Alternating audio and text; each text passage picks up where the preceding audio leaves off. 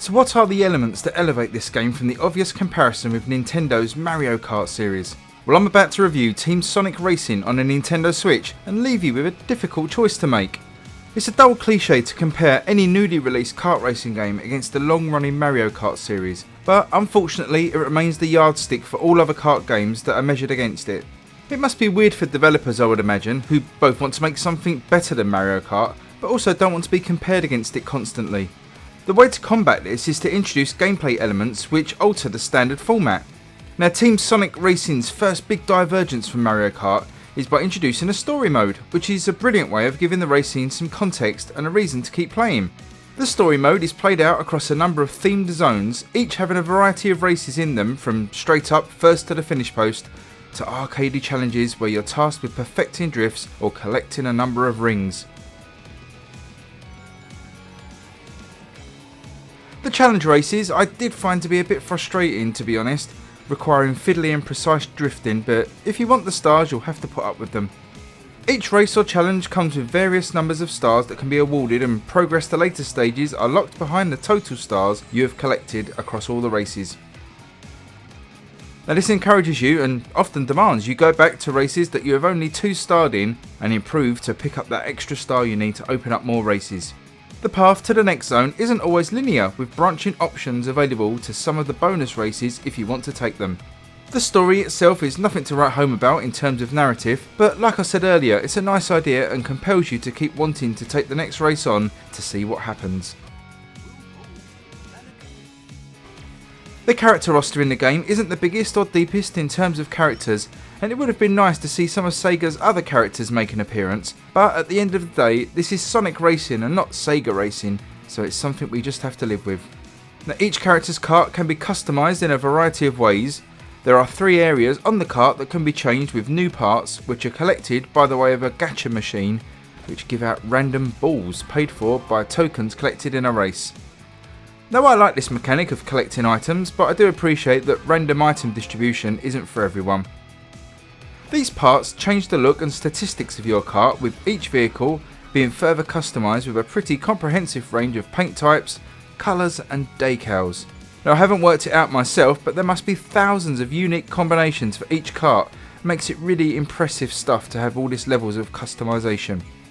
Now, once you actually get the cars onto the track, they handle very nicely indeed.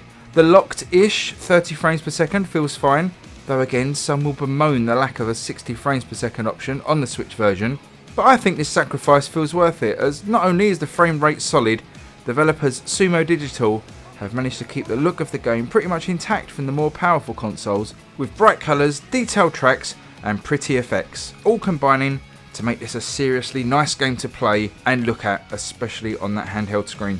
The team aspect of the races was a real surprise to me, lifting the gameplay above most other kart races in its class. Now, although you can modify the race options so it plays like a standard racing game, the unique selling point with Team Sonic Racing is obviously the team aspect.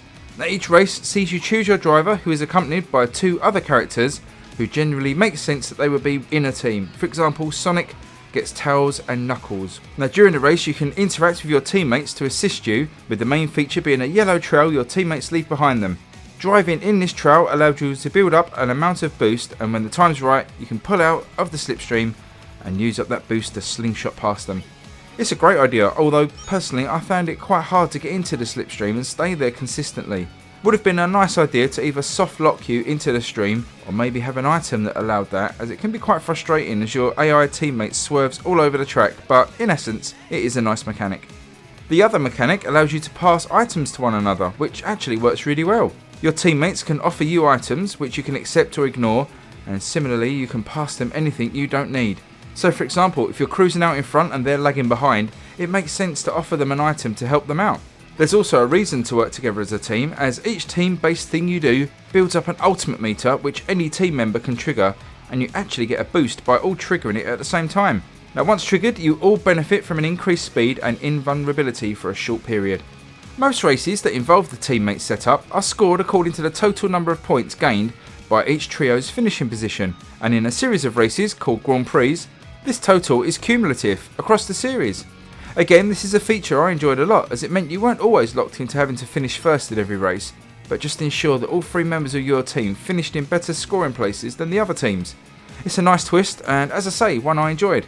Now, gaining higher numbers of stars in the story mode races does usually require first place finishes to gain that extra star, but again, it's not the be all and end all.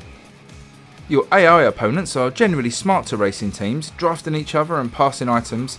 I did find a little bit of blue shelliness in the game at times, where you can be cruising out in front, seemingly home free, and then be hit by a projectile or an AI racer with invulnerability, then you sit there as half the field passes you a few feet from the line. It was rare enough, but also super annoying when it does happen. The controls in the game are fine, featuring the usual kart racing staples with secret boost starts and drifting round corners, firing off items and the like. Now, in this game, items are called wisps, and there are a fair number of wisps to collect, but their graphical design leaves a lot to be desired, and it's hard to know what any of them are going to do when you activate them. Learning the look of each one will obviously become second nature with repeated plays, but I found it an unnecessary learning curve which shouldn't exist in such a simple game. As a side note, if you do own the physical version, then you obviously know in the inlay of the box there's all the wisps laid out there, so that's quite handy to have. Now, the Switch version does feature online play as well, which in the times I've played it was smooth and had no issues, but the player base hasn't exactly been burgeoning.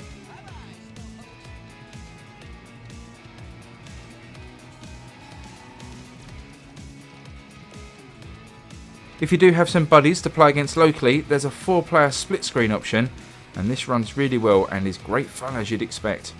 So then, in summary, people will want a comparison to Mario Kart 8 Deluxe on the Switch. And is Team Sonic Racing as good? Well, technically no. The 60 frames per second and general polish of Mario Kart will take some beating. There's still a lot of elements of Team Sonic Racing though that do appeal, and in my opinion make it a worthwhile purchase, even if it means you have both games in your library. The story mode is a nice addition in Sonic, and the way the characters are voiced and offer little quips as the race goes on makes it feel far more alive than the quite dull races in Mario Kart. The team mechanic is also a big plus and definitely offers something Mario Kart simply cannot, and the lower price of entry of Sonic makes it the ideal purchase for younger family members. If you find drifting round the Mushroom Kingdom slightly stale, then Sonic could be the breath of fresh air in the arcade racing arena you've been looking for, and I absolutely recommend Team Sonic Racing on the Nintendo Switch with a score of 8 out of 10. So thanks for watching the review, guys. I hope you enjoyed that. If you're new here, please consider subscribing as it really helps me out, and if you've already subscribed, give me a thumbs up and drop a comment below if you're thinking of picking this one up and have any questions, or if you just maybe want to race online sometime, just drop me a comment below and we'll try and hook something up. Okay, got a few more reviews coming very soon, so stay subscribed and keep your eyes peeled. But until then, stay switched on, and I'll see you again soon. Bye bye.